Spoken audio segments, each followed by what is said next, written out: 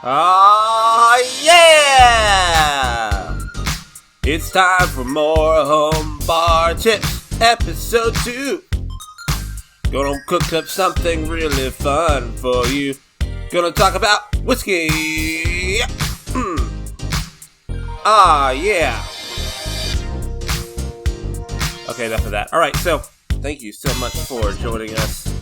Episode 2 of the Home Bar Tips series. I'm going to kind of take a little kind of step away from what we typically would expect to talk about. Things like, how to shake and stir and bitters and stuff. We're going to actually talk about something a little more likely to happen when you're having friends over. You get a fancy bottle of whiskey and you pull it out and you want to, actually enjoy it. Here is our goal today. Our goal is to teach you how to sip whiskey like a boss. How to actually enjoy whiskey and actually help your friends, learn along with you and, impress them with your cultural prowess. So this is what we're going to do. Just right now, you and me are going to hang out, and I'm going to actually walk through step-by-step how to start your own whiskey journal. Set you off on your magical whiskey journey. This works for any kind of whiskey: Scotch, rye, Canadian, bourbon, Japanese, all that junk. And also the tips will actually help you improve your tasting ability for wine as well, even for cheese. Ho! Okay, so first things first, we're going to grab a glass and we're going to grab a bottle of whiskey. Now, with the glass, ideally, you'd be having a Glencairn glass. There'll be a picture of it in the blog. The Glencairn glass, it's usually footed, meaning it's kind of on a little mini pedestal like a wine glass. And it's kind of a teardrop shape, and the goal of the glass is that it collects the liquid at the bottom of the glass, and it's kind of funneled up to the top of the glass with the curvature of the glass kind of operating like an amplifier to really bring the aroma to your nose. Now, Glencairn glasses are not super common. Unless you're really into whiskey, you probably don't carry one, so an easy cheat would be just to use a wine glass, preferably an all-purpose wine glass or a white wine glass that's going to have more of a taper, more of a not an open wide mouth, so to speak, but more of a tapered, funneled mouth, and that's going to serve just as well. Now, first things first, or actually second things second, go ahead and grab that bottle of whiskey that you've been wanting to taste so bad, and we're going to grab our journal, and we're going to write down what we learned about this whiskey. So first, we'll grab that bottle, and we're going to just take notes on what we know about the bottle, just from what it says on the label. Right now, I'm looking at a bottle of Knob Creek Single Barrel Select Kentucky Straight Rye. This bottle is unique because you can only buy it by the barrel, and since I can't afford to buy an entire barrel of rye, nor would I ever, you have to get this barrel at either a restaurant that bought the barrel itself, or at a liquor store that bought the barrel itself. And the liquor store I always do work with is Main Street Liquor. They have a pretty robust barrel buying program. They have lots of unique barrels, especially some really delicious, unique Four Roses barrels that they collect. So this is a pretty unique bottling. So let's look at the label, and you look along at your label as well, and we'll kind of just learn together. So first things first, you're going to notice the proof. So what is the proof of the barrel or the bottle? In my case, it's 115 proof. Hello. So we already know right away this is going to be a pretty strong, maybe pretty hot whiskey. Maybe not. Maybe it's going to be a very balanced whiskey, and the proof actually will help to serve it. But you already know right away it's not going to be the minimum 80 proof. It's going to be a little hotter, a little higher in alcohol. 115 proof breaks down to 57.5% alcohol, so more than half of the bottle is just straight alcohol. Yay! Now, I said earlier, it's a single barrel select Kentucky Straight Rye whiskey. What does straight mean? Straight means that it came from that source. It came from Kentucky. It wasn't, a lot of whiskeys, unfortunately, are sourced from different places and mixed and matched. Unfortunately, I'm going to do a whole episode on this. Unfortunately, a lot of labels like to market as being like, my great-great-grandpappy used to make this in his backyard still in Mount Bobby Wart, and now I bring it home to you. Most of the whiskey you drink comes from a sourcing distillery, and then a company buys the bottle and slaps their own label on it, and there you go. Sorry to tell you Santa isn't real, but Santa isn't real. In this case, though, it's Kentucky straight rye, so it came from one source. That's good to know. Little factoid about this particular barrel, which you wouldn't know from the bottle, is that it's a pretty low rye. It's about 55% of the mash bill is rye, so that's very low for a rye. So that's a little fun fact. Let's see. Also, it has a little special sticker on it saying that it's the barrel's number and how it's hand selected for Main Street Liquor. So that's pretty cool. All right. The other thing you want to learn about the bottle is the color. Describe the color of the spirit in the bottle, because the color in the bottle is not the same as the color in the glass. So write down in your journal, describe the color to me. In my case, it's very red. It's a very red, coppery color. Not a, sometimes whiskey can be a little more brown sugary in color, a little more brassy in color. This is very red, very coppery red. Okay, so write that down. Now, let's take that glass. Let's pour the whiskey into the glass. Pour, 2 ounces, 3 ounces. How dangerous do you feel? Now, before we get into the actual handling of the glass, the smelling, the tasting, I want you to know this very important rule. Now, when we're serving wine, you see a lot of people swirl the glass, and it looks very fancy-pantsy, and the reason why they do that is because they're agitating the alcohol in the wine that then lifts the aroma of the wine to the top of the glass. That's what that's actually doing. It's making it easier to smell the wine. In the case of wine, you're looking at 7 to 12% alcohol. In the case of whiskey, you're looking at 40%, 50%, 60%, 70% alcohol. You don't need to swirl it. The alcohol is going to be coming up just fine without your help. Thank you very much. And if you do that, if you swirl, in this case, 115 proof whiskey, and then shove your nose in the glass, you're going to blow out your nose palate, so to speak. You're going to go, geez, Josh, all I smell is hot alcohol. Well, yeah, that's the problem. So don't swirl the glass. That's your first lesson of the day. Don't do that.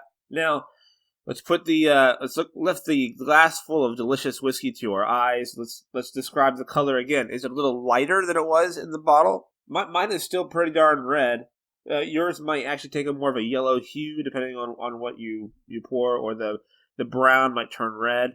This is all part of just taking in just everything we can and learn about this particular whiskey and the story that it's telling. So now the next thing you want to do is you want to describe the legs of the whiskey. Hello, whiskey. Okay, so what you're doing when you're describing the legs of a whiskey is you're studying the mouthfeel of the whiskey before you taste it. Is it going to be very thin? Is it going to be very kind of an oily texture? What you do is you take your glass and kind of dip it slightly, like a 45-degree angle, and then twist your wrists so that the whiskey kind of rolls along that new line of the glass. Now dip your glass back to level, and you're going to see that kind of that film, so to speak, that whiskey left when you rolled it.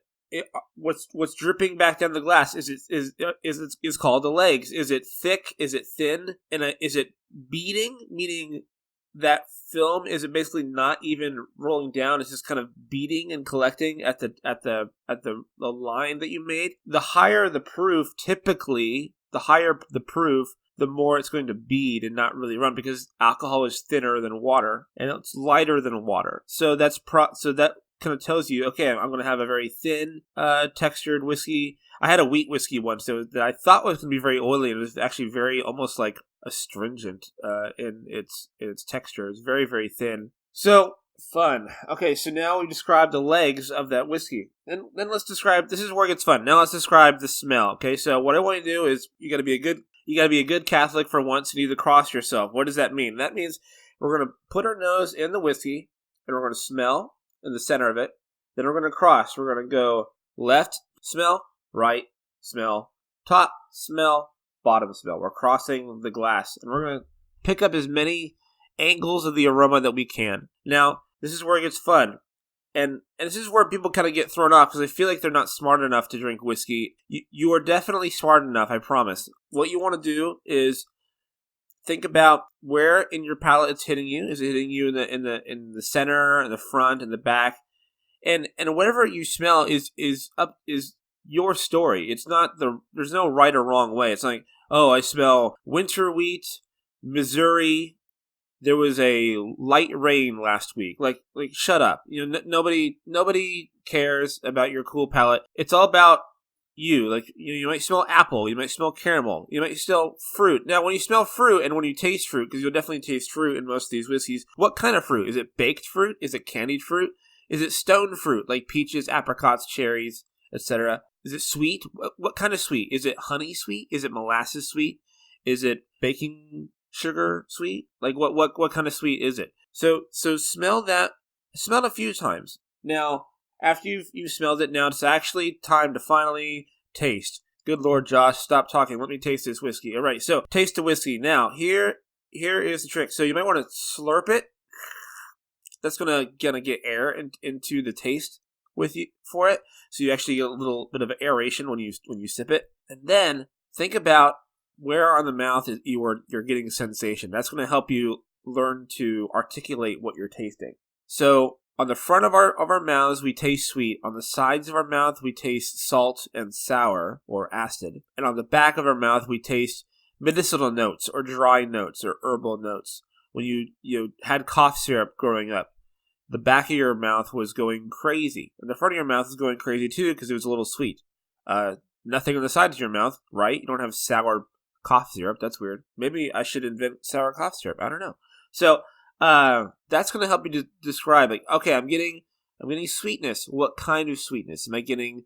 And again, am I getting like stone fruit, like plum? Am I getting nuts? Am I getting, well, what kind of nuts? Am I getting walnuts? Am I getting pecan? There a lot of bourbons have a very great pecan flavor. There's a Chattanooga 1812 has a very buttery brown sugar pecan thing going on. It's pretty fun. So what kind of nuts? Write down everything. I get a hint of anise. I get a hint of mint. It's all possible. It's all just water, grain, and yeast, and this weird chemical romance. This weird chemical reaction causes all kinds of bizarre flavors, and that's what's so interesting about tasting wine, tasting whiskey, tasting cognac. There's this unique flavor profile that comes from this bizarre chemical reaction of yeast eating sugar and pooping out alcohol. That's what you're tasting. All right, so now last thing, take a little drop of water, but just basically like dip your finger in water and let the water drop, or take a little tiny straw full of water and let it drop. Smell the whiskey again. Find out, especially if it's a higher proof whiskey, water can really help open it up. Just a little drop of water. I've heard it described this way. I'm from the desert, and in the desert it's very, very dry, obviously, and we don't get rain very often. And when the rain does finally come, there's that smell on the street of pavement just kind of going, this water just splashing up from the street as it's hitting the pavement and releasing this smell.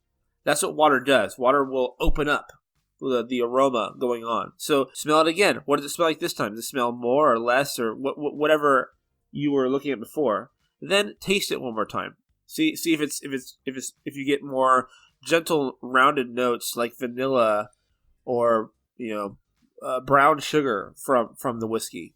And that's basically it. You have learned how to drink whiskey like a pro.